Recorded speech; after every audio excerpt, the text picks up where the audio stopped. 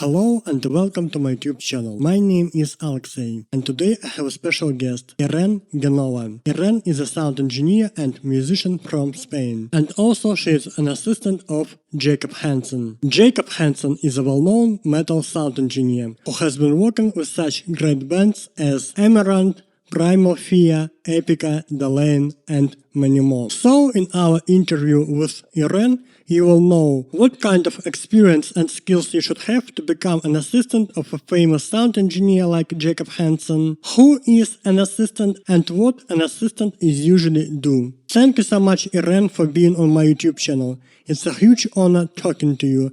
And let's start our interview. So my first question is how you became a sound engineer. So I guess like almost everybody, or at least almost everybody in the rock and metal world and genre, I had a band. I play guitar. And so I started a band was when I was a teenager.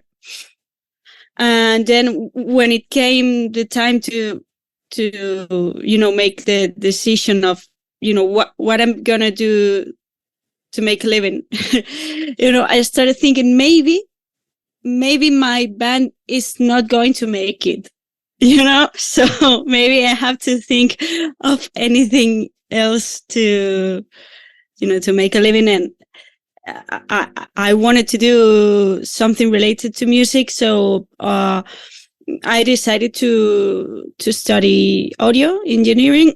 It's a 2-year degree here in Spain. It's like just below the university. So 2-year audio course.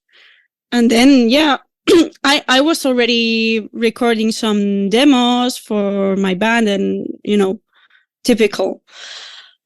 And then I started interning in a studio and one thing led to another. What kind of knowledge and skills you should have to become an assistant of a famous sound engineer? So in this case, what kind of knowledge and skills you should have to become an assistant of Jacob Hansen? A great question, because I think the most important thing, one of the things that made me get the gig with Jacob was the attention to detail. So, he sent me a test to do, a song to prep for him.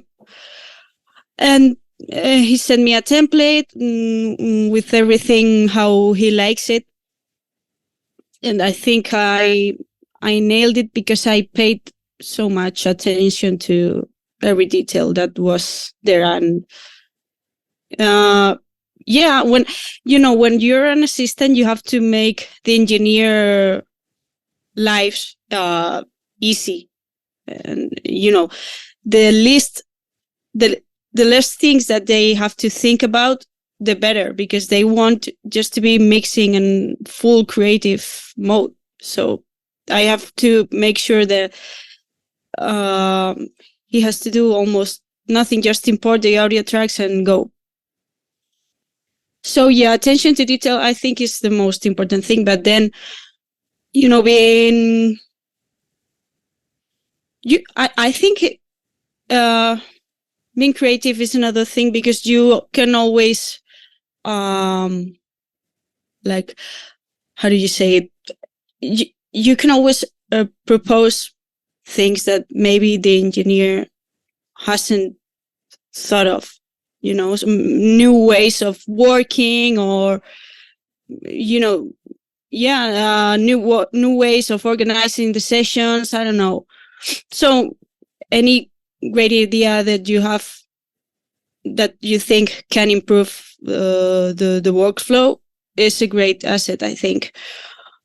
And then, you have to be quick with problem solving, I think, because sometimes I have to manage like the materials with the band. So maybe I got the files, but I'm missing some DIs or whatever. And, if I handle it and Jacob doesn't even know, the better for him, because he's already in other things. He's mixing, he's recording with a band in the studio. So if I don't bother him with those like more, not important, but that I can solve it myself, So yeah, problem solving is another one.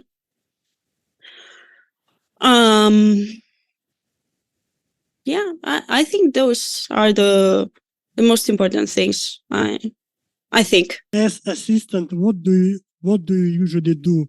So, for instance, right now you got a session from Jacob Hansen, and what you are going to do about the session as assistant? It depends a lot if he has done the production to some extent or not. So because we get very different kinds of projects. So maybe another producer has done all the tracking, and we get the raw audio tracks, and we go from there. Or maybe the band has tracked. Or in other cases, Jacob has done everything, or Jacob has done drums, which he has done a lot.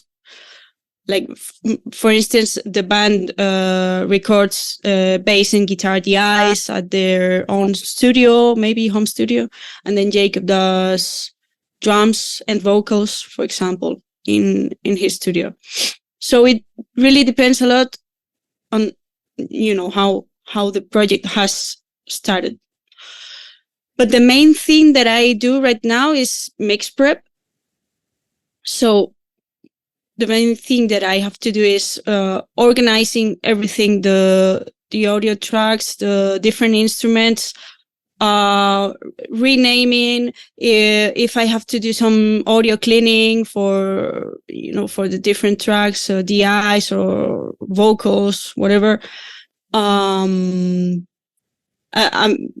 I think the most important thing I do right now is the MIDI for the drums and blips.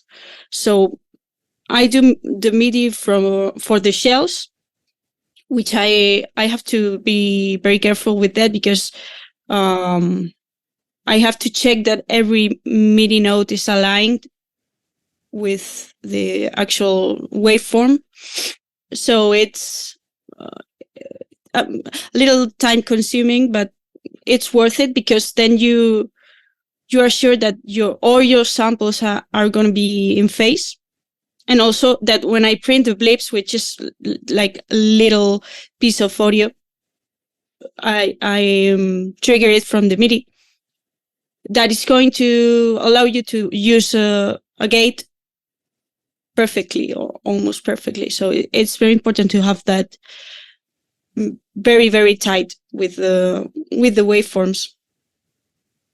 And so I also create a reamping session if there are DIs for him.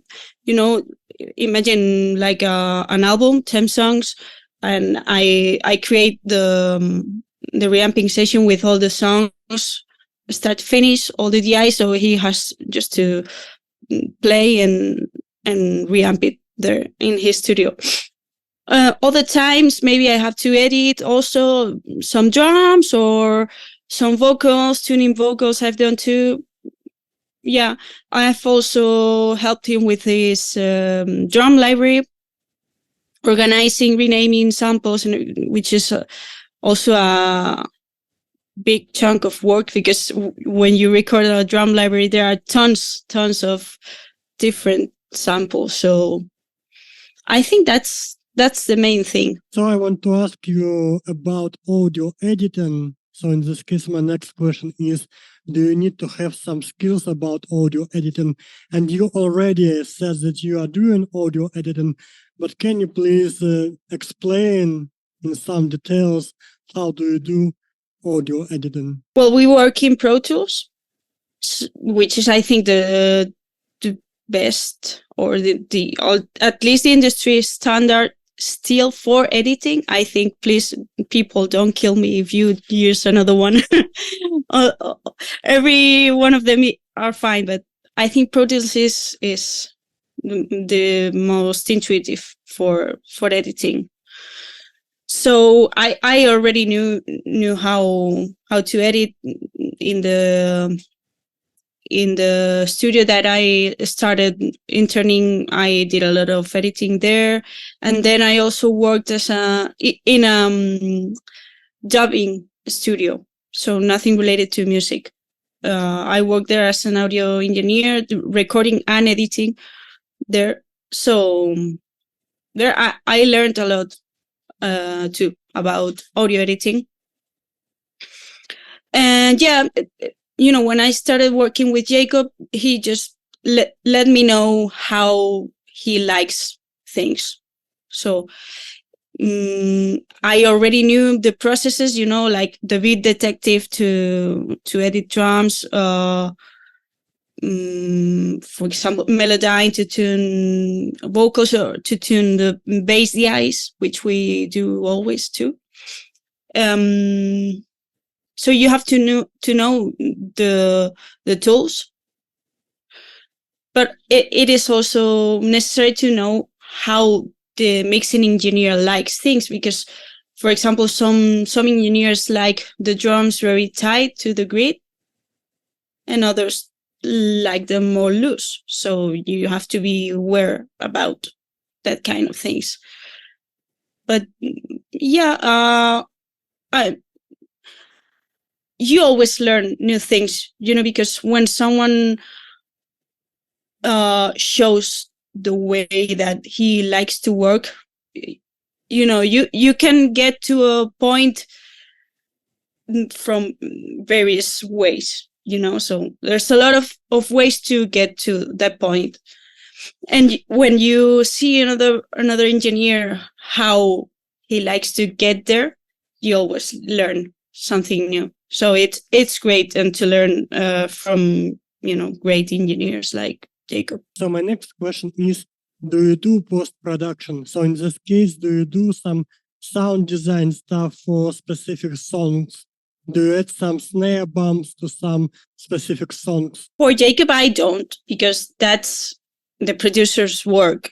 Maybe Jacob includes some post-production there in the mix, even if he's not really like the producer. But I think he likes to add some things if the songs ask for it.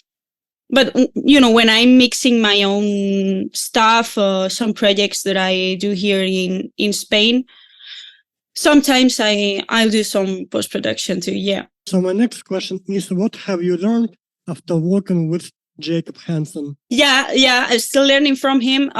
Still, we're always talking about which things I can do for him, because I like working with him a lot, and I want to make his life easier. I want to keep learning from him. And at the same time, I have here my own studio in Spain. So I am like constantly trying to get to the next level here in my career too. So it's like this parallel careers, you could say. But I think, you can handle it if you organize your time.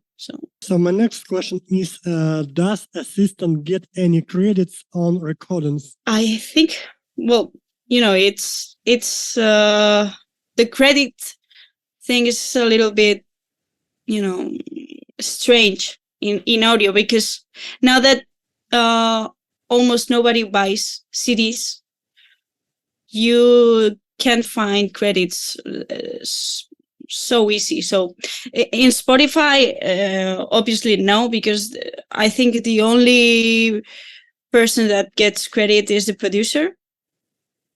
I think so. And then if the bands want to include the credits in their CDs, in their physical CDs, I think so. I know that in my case, Jacob informs the people that I'm working to in the project. So, but actually, I haven't taken the time to get a physical CD that I've worked in. Maybe I should do that. Yeah, I should. So my next question is, how many songs you have to prepare for Jacob Hansen a day? It depends. I honestly don't work like that. Like, every day I have to do the same amount of work, because that's not how it works, really. So maybe, if Jacob gets a project that is a little bit urgent, I have to prep maybe 5 songs if it's very urgent and I have other things to do. So it really depends on how I organize my time, how the bands organize their file managing and everything and send it to Jacob. And then also how Jacob manages his schedule. So it always it depends. Yeah, I can't really answer that with a concrete. Can you work remotely as an assistant? Well, I work remotely, so yeah, you can't if you want to do the recording, this assisting, So if I was the recording assistant, I should be there in the studio. But in my case, which is mixing assistant, you only need a good internet connection, really. So I've worked here in my home studio. I've worked, in some work occasions. So I went to maybe the shore or, the country and work a little bit there also. So you definitely can. Yeah, you need good internet, and that's it. And my final question is, do you get royalties for your work? No, I think the only ones that get royalties are the producers. You have to have an agreement first.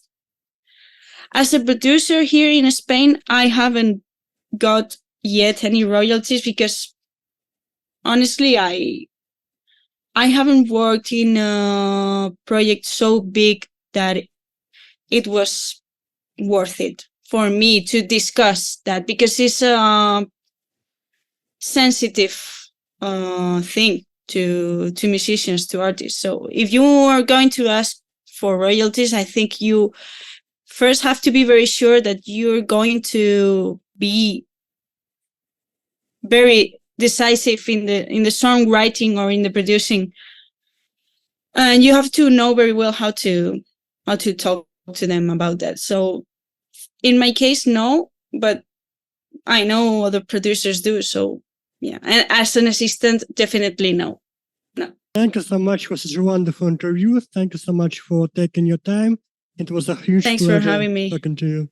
Thank you Thanks so for much. having me, Alexei.